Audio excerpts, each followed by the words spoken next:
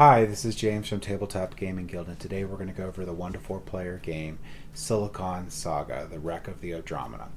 So we're going to keep in mind that this is going to be a prototype game, so all the components and the rules could be subject to change. It's coming to Kickstarter soon. So with that in mind, let's go ahead down to the table. I'm going to give you a general overview of the game. This is by no means going to be like a rules for the game. It's just going to give you a general idea of how the game plays and how it works. So let's go ahead down to the table, and then we'll come back and I'll give you my final thoughts.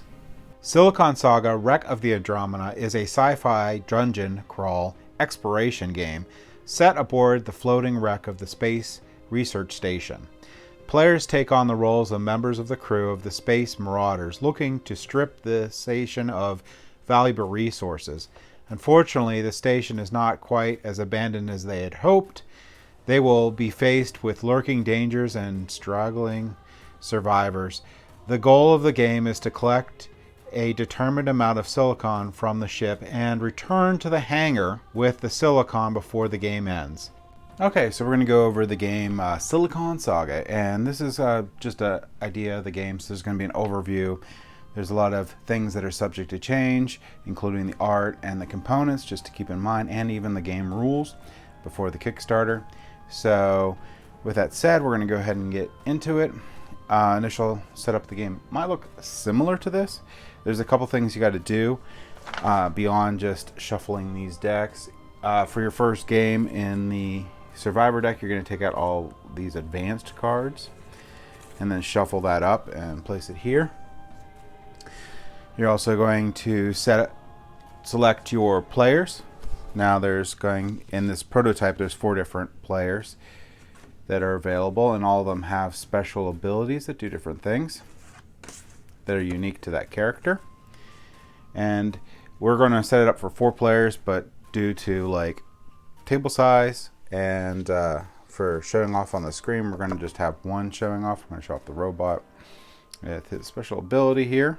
Once you select your character, you're going to select your turn order, and you're going to get out your customized skill deck for that character. Now, yes, I notice some of the art's not done yet, but and even the art that's on here is not necessarily finalized, so keep that in mind. I'm going to go over what those do in a second. You're also going to get your 2 gear cards for that character, and your 2, I believe they're called assist cards. There's going to be the engage for threat, engage for survival. We'll go over that in a second.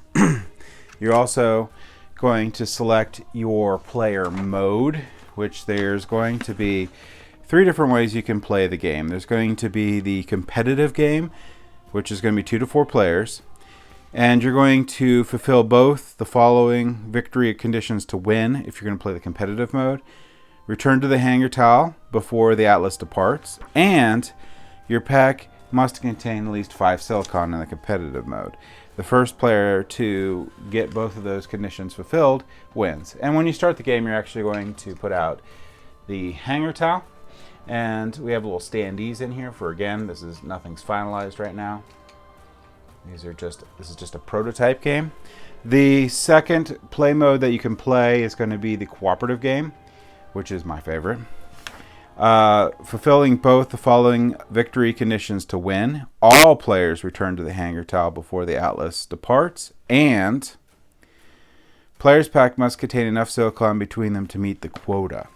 Now, the quota is going to be different by the player count. If we're playing with 4 players, it's going to be 18. The last play mode that you can play is going to be solo challenges. You can do the cartographer mode. Fulfill both the following victory conditions to win.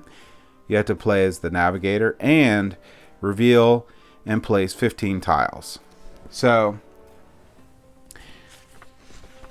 that's going to be an interesting mode there, where you have to basically go through these tiles as fast as possible. But for the most part, we're going to be talking about cooperative game. So once you pick your play mode, and in this case we're also going to pick a challenge and there's two different challenges available in the prototype. There's the Siren and the Peacekeepers. Now, these challenges are going to have their own little deck, which I'll show you in a second, and they're going to have their own little setup rules in the back. So for this one here, and each of the different things that happen. So for the Siren here, we're going to do, if we put that out. Now again, I'm going to readjust this stuff in a second. So some stuff might end up to be off the screen. And you had the two decks. Here is the Peacekeeper deck, and this is the Siren deck. Now, there's going to be strike cards in there and threat cards. I think, yeah, 2 threat cards. So you're going to shuffle the strike cards and place them. Let's put them up here. Place them beside the challenge, and then you're going to put out the 2 threat cards and put them beside it, and then you're going to put a marker on the 0. So we'll get back to that in a second. We'll move that off to the side. Okay, so in the game, you're going to go over multiple rounds, and each round's going to have 3 different phases in it. You're going to have a crew phase, a threat phase, a recovery phase, and at the end of those 3 phases, you're going to do the end of round, and then you're going to repeat this every round. Now, during the crew phase, players take turns going to perform actions to explore the wrecks of the space station Andromeda and to engage survivors or threats they may encounter. So you're basically going to be going through this tile deck, flipping them over, and they have different things that happen on them. The other phase is going to be the threat phase. All cards played during the crew phase remain in the play area. Advance the threat track 1, which is going to be on your challenge card here. And if you notice that at different points during the threat track, different things occur. So on the 3rd level of the threat track, you're going to encounter the Siren, and the rules for encountering the Siren are right here for what happens. So you're going to watch that. So obviously, on this threat track, you also notice that in this level, which is going to be the Siren encounter, you have 10 rounds before the Atlas departs. And you want to be in the hangar bay before the Atlas departs. Okay? So that's going to happen. You're going to resolve that stuff. And then you have the recovery phase. You're going to tally up any XP gained during the crew phase and threat phase. You're going to determine whether you gain a level at this point, and you could also can earn an XP to or greater than the value of the next level. Increase the level by 1. So you're going to be able to increase your levels on your player mat based on the XP you get. You could also spend this to learn new available skills, which is going to be your skills available over here. And this gives a really neat player progression during the game. Then you're going to do the end around cleanup. So you're going to remove the encountered entity. You're going to shuffle the survivor cards back into the survivor deck and place threat cards on the threat board. So you're basically going to also, one of the neat things in this game here is your gear, some of your gear can break. So sometimes you're going to have to roll this die here. And if you roll this face right here, your gear will break and you won't be able to use it until you repair it. So you're going to have a little broken gear pile, which is going to be upper right of your player board. You know, again, that might change, but for this prototype, that's where it's at. So you're going to keep that in mind when you're playing the gear from your hand. If it can actually break, you're going to maybe think twice about that, or at least be aware that you may not get that back into your hand the next round, immediately at least. Beyond that, the actions that you can take during your turn, you could play a skill or gear card from your hand. So you have a couple different things going. Let's say I have all these, so we're just going to say that. So different phases of the game, you're going to play it different ways. But basically, when you start off, you're going to be exploring.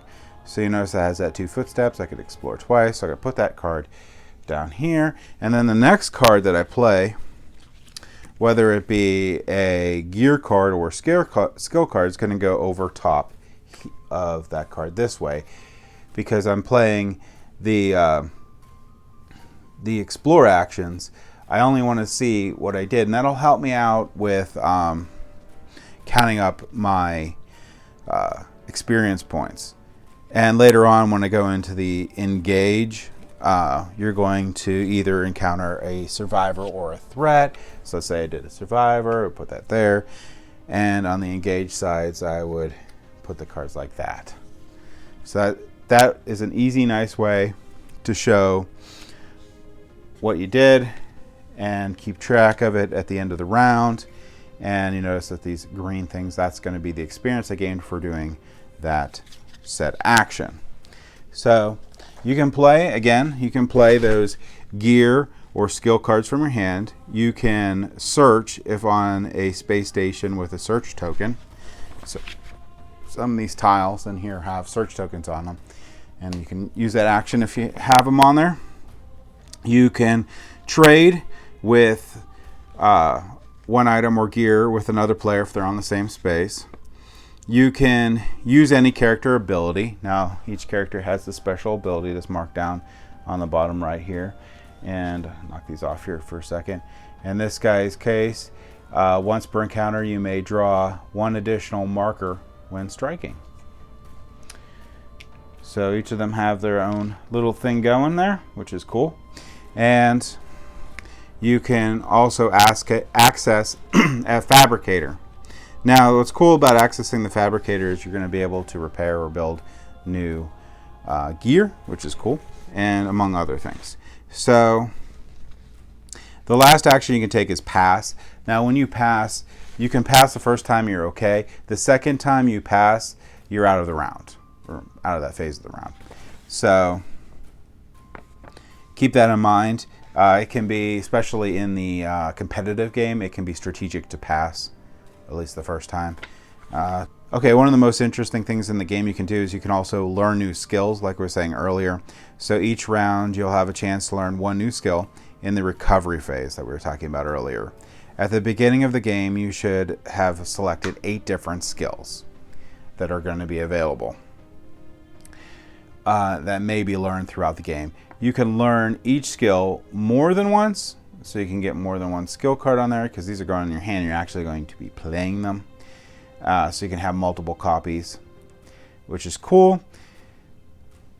They will also, one thing to watch out with the skill cards is, again, those experience points, because you want to gain more and more experience. So you may want to go after some of these skill cards just for the experience you get for doing the different actions during the game.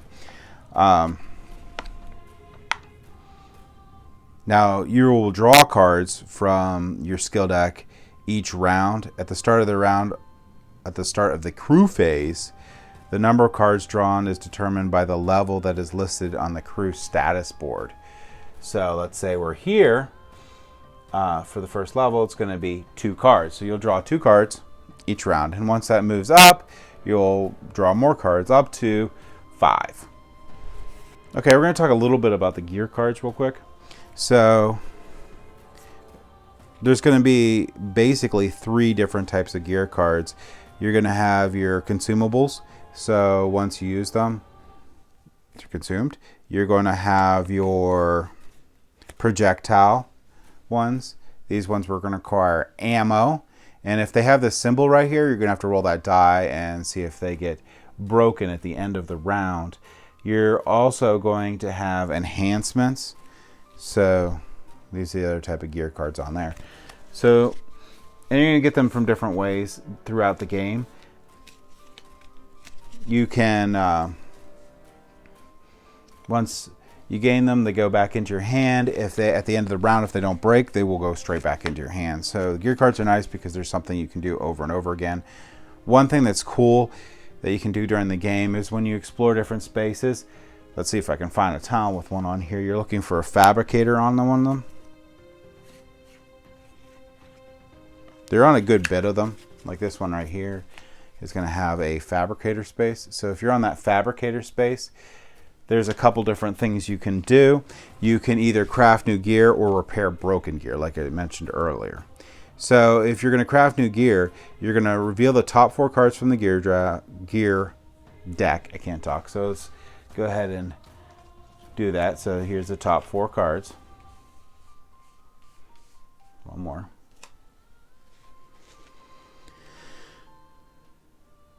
And you're going to discard all the components shown in the material section of the card to craft it.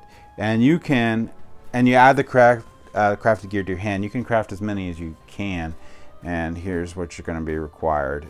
And you're going to find these through your searches and stuff throughout the wreckage of Andromeda. And if you can craft them, you can make them. If not, they get discarded. The other thing is you can repair broken gear. That's going to be in your broken gear pile. So if you rolled that die here and you got that symbol, you break your gear, you can repair it at a fabrication station, and you can ignore 2 of the components listed on the gear card to repair it. So that is one of the bigger things in the game. To get more gear, well, you're going to go to a fabricator. All right, so we went over a little bit of playing the cards. So you're going to play the cards down to use their different sides. So when you're starting out and you're exploring, of course you're going to use that, and some of them only have one thing. You're going to use that again, that explore side, and the next one you're going to put that down. Once you either get into a threat or a survivor, you're going to put that down, and then the next cards because you're in the engage side, you're going to be using this, and they're going to go like that. Now another player can assist. They'll put it up here, and of course when they place their cards, they'll go this way. And this is a really nice way of tracking your XP and also what you're doing too. So there's a lot of rules into playing the cards, but that's just a quick overview of how that's done. Okay, let's go ahead and briefly over movement. So basically when you're going to be moving, you're going to be using the explore action. You're going to be using these symbols on here. So this is going to be 2 movement. We're going to move these out of the way real quick here. Clean up some stuff here so you can see what's happening. Okay, so when you move, you can explore new tiles. When you explore new tiles, they're going to have some stuff that can happen on them. So some of them might have these little questions on it, and if you have the little questions, you're going to put the explore tokens on them here. So those are things you can find. You can also have different doors and locks and stuff on here, and you notice in this room right here, other than the explore token, this is the escape pod base, so the explore tokens are probably going to be for escape pods, and you have one entrance in or door down here. You can have multiple different doors, and you have locked and unlocked doors. Doors like this are going to be unlocked when you get in, but you're going to have potentially have some locked doors that you have to deal with in there. You can also have some access shafts and stuff when you're going through this deck. So basically what you're going to be doing through movement is you're going to move, and you're going to also notice that there's a dotted white line through these tiles. That's going to be like this one here. If I wanted to get here, I'd have to go here, here, through the door, and then around. So the dotted white lines are going to denote separation between spaces. So that's basically no movement in a nutshell. The other thing that can happen throughout the game is you can do searches, and when you do the searches, you're going to draw from this search deck, and there's some cool things you can find like gear. You can encounter survivor. You can have to draw an event card, all sorts of different things. So if you encounter a survivor, here you go. Look, we got a survivor. We got the young couple, and there's a reward on there. And there's trust and fear. So there's a couple different things. We can go over that in a little bit when we encounter those. You can also have to be forced to encounter an event, and there's text here, and this explains what happens. So those can occur when you go through. You're gonna, whenever you get either of those, you can you'll need to resolve them. What we'll go over next is events. So one thing you're going to notice on these events, and you're going to need to do beforehand in the game if you're not playing with 4 players, is some of them have player count requirements. So if you don't meet the player count, you should remove this from there. You're going to read the flavor text and then execute the bottom portion of the event. So all sorts of different things will occur during those. Okay, so one big portion of the game is encounters, and encounters occur immediately when you're instructed to encounter a survivor or threat. So those are 2 different things on there. You move on to a tile with a threat. That's going to trigger an encounter immediately. Or you are on the same tile as a threat at the start of the round. That will also trigger the encounter immediately. And that assist engage thing that I talked about, once that happens, you'll ask the other players, hey, do you want to assist me? And you have to give them time to respond. And if they do, they can go ahead and help you out. And there's 2 different types of encounter entities. There's going to be the hostile encounter and the peaceful encounter. Now let me go ahead and find an example of a hostile and a peaceful. Now the one I showed you earlier on the survivor, that was a peaceful one, or potentially. So that one is going to be uncouple. You can also end up to be or the mother and child here. And you have some setbacks and rewards that are going to go. We'll go over those in a second, but let me find a... Yeah, so... Well, this is an advanced one. Let's go ahead and not do an advanced one here. So right here, here's an example of a threat. That's going to be the paranoid officer. Setback, this one's pretty nasty. You could lose a level. If you pass it, the reward's pretty nice. You get 2 experience also. So those are the 2 different types that you can run into through that. Now, what you're going to need to do to defeat the a threat is, you see, notice how the little heart icons on the right. That's not a health, so you're going to have to do that much damage to this paranoid officer in order to get the rewards. Now the survivors are a little different. Oh, we should probably go over how to deal the different things on there, but we'll do that in a second. But right now we'll just go over the peaceful entities. So the peaceful entities are survivors here, or other peaceful entities. So with the peaceful ones, you're trying to gain the trust here on the left in order to get the reward. If the fear is met, then you're going to have the setback. So you're going to get damaged equipment and 2 explorers. So this one gives you coal materials. So that's how you're basically going to get some of your materials for doing the fabrication, which is cool. So there's a lot of advantages to doing the encounters and disadvantages because you run into some enemies. But it's pretty neat when you go through and do them, because you never know what you're going to hit. Now, I will mention one of the easiest ways to handle like the good ones is you want to have a lot of food available, because if you actually give them food, you're going to gain 2 of these symbols. And like this one here, mother and child, it's not going to take much if you have the resources available, it's not going to take a whole lot to be able to resolve the peaceful challenge on there. So that's one of the big ways, and one of the reasons to keep a lot of food or try to keep food is going to be for those. I just wanted to point that out. And the last thing I was saying is, like, you did have the 2 different encounters to pick from. This one was the other one. This one here is much, much harder. And you can actually basically tell too other than the rulebook says it's harder, by the number of events that occur on each threat level that go up. So there's a lot. Initial setup is about the same. You still have those cards, decks that this Siren had, but there's a lot more nasty things that occur and more frequently. So I just want to point that out, that there was also 2 different on there. There could be more on the Kickstarter or just these, but again, this is a prototype game. I didn't really go over exactly all the rules. All I wanted to do is give you an idea of what the different things are you can do during the game.